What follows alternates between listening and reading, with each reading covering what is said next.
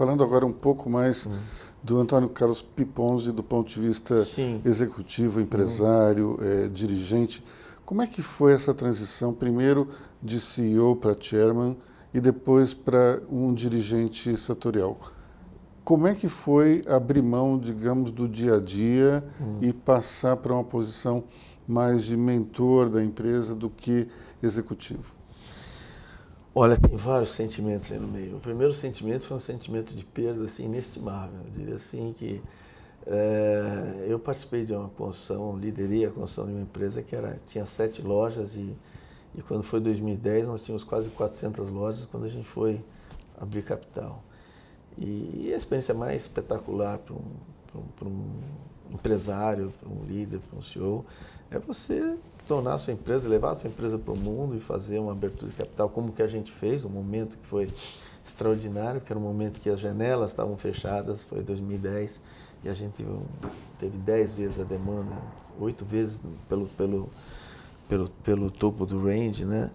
E então, depois você fala, puxa, mas eu me dediquei a tudo isso, agora vou ter todos os recursos do mundo para definitivamente fazer essa empresa assumir um papel de liderança nesse mercado. Aí veio a oportunidade de fazer uma fusão. E quando veio a oportunidade de fazer uma fusão, é uma coisa difícil, você fala, você tem um lado pessoal teu que você fala, putz, eu queria tanto agora, com todo esse recurso que eu tenho, realmente fazer essa empresa ser realmente a grande empresa, referência desse país. Mas você tem que se render que fala, poxa, a gente tinha um float, a empresa valia menos de 2 bi na bolsa e tinha um float aí na bolsa ao redor de 1 bi 200 em reais.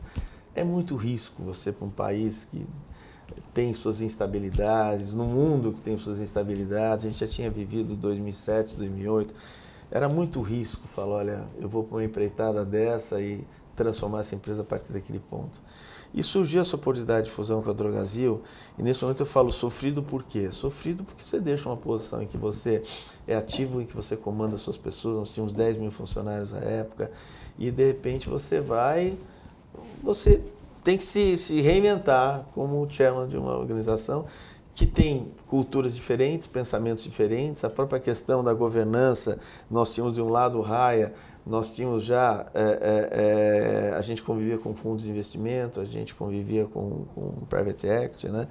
E já tínhamos a governança estruturada, com comitês e tudo mais. Do outro lado do Brasil já era uma empresa que tinha uma característica mais, o controle era praticamente de um acionista só, então a governança era muito mais flexível, não existiam comitês.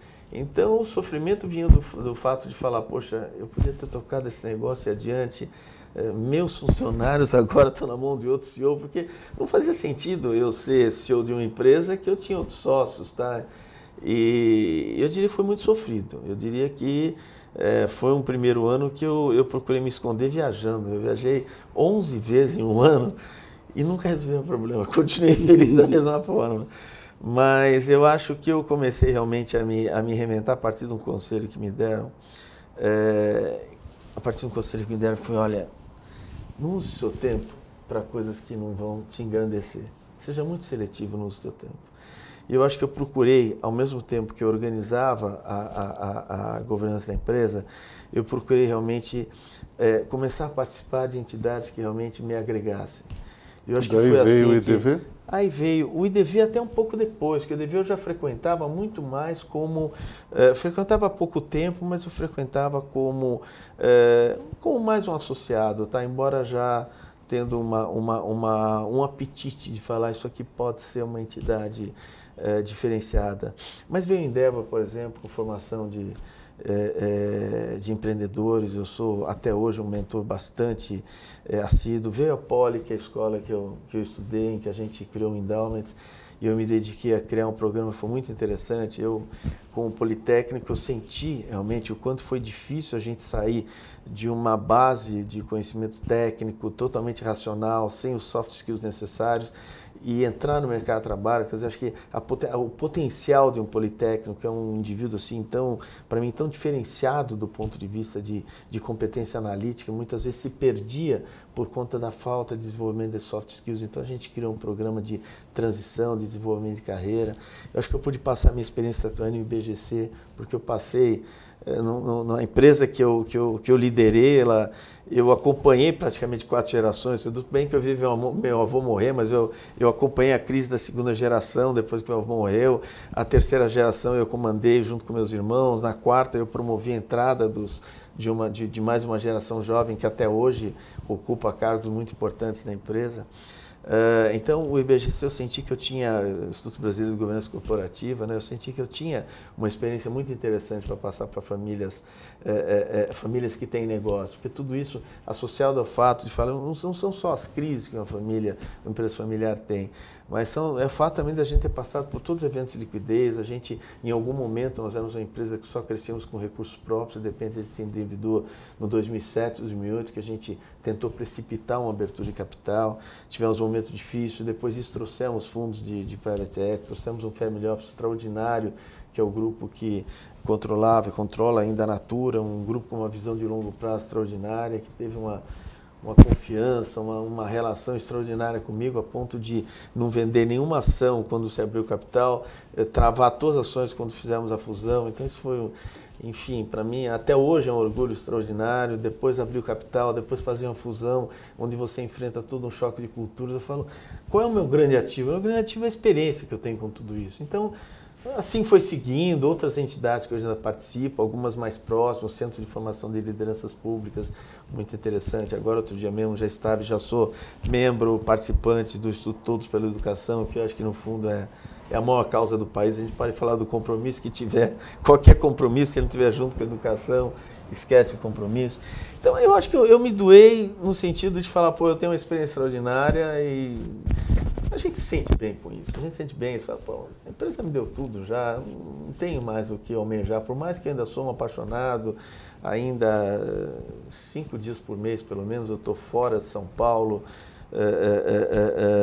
aprovando sites para abertura de novas lojas, junto com um grupo jovem, ensinando, muitas vezes até aprendendo, ainda sou um entusiasta do negócio. Eu conheço mais de 400 municípios no Brasil, eu conheço, acho que todos os municípios onde a gente tem loja eu conheço. Então, eu ainda sou uma pessoa que vive apaixonada pela empresa, eu dou espaço para o senhor completamente, eu fico 25% do meu tempo na empresa, que praticamente é o tempo dos comitês, é o tempo das reuniões, algum projeto especial, e mais 25% acho que dedico ainda à empresa, mas fora dela, até com visitas e tudo mais, visitas de aprovação de sites. E a outra parte do tempo, eu tenho muito prazer de doar esse tempo, a minha experiência em prol de outras causas, como foi também o DV, onde o que eu queria efetivamente é falar, não, eu estou dentro se for para criar um instituto diferenciado, se for ser mais um, para ir lá com bandeiras, lutar por causas, aí não é o que eu queria, né? Então, eu acho que hoje parecia difícil quando eu deixei de ser CEO, eu falo, poxa, eu tinha 60 anos, né?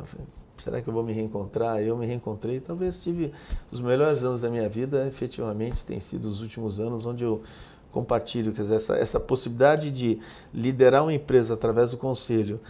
E aí eu sempre digo, eu fico com a parte boa, que é estratégia, gente, expansão, e deixo aquela parte ruim para o senhor, que é finanças, compliance, que é um negócio que hoje eu não quero mais ver nada disso, tá? Então, eu acho que eu tenho essa alegria de estar lá e de frequentar outros ambientes. Então, acho que é uma vida muito rica. E até me trouxe aqui essa vida também. Tá Bom, então, a gente chega a uma grande lição nesse final de entrevista, que é a vida corporativa, ela pode se encerrar aos 60, mas a vida começa também aos 60, não é isso? Olha, não é falso dizer isso. Não é falso dizer isso. Então, eu acho que... Mas a gente tem que ter sabedoria, né? Não é a sabedoria de falar, eu vou agora cuidar dos meus netos. Falava-se muito nisso. Agora você tem seus netos, agora você vai viajar. Isso é bom, mas isso não preenche de jeito nenhum. Antônio Carlos, muito obrigado. Obrigado a você pela oportunidade. E muito obrigado também por essa lição. Agora, quando chegar aos 60 anos, já vou ter um pouco mais de esperança. E chega, viu? E chega. A gente pensa que não chega, mas chega. Tá bom? Legal.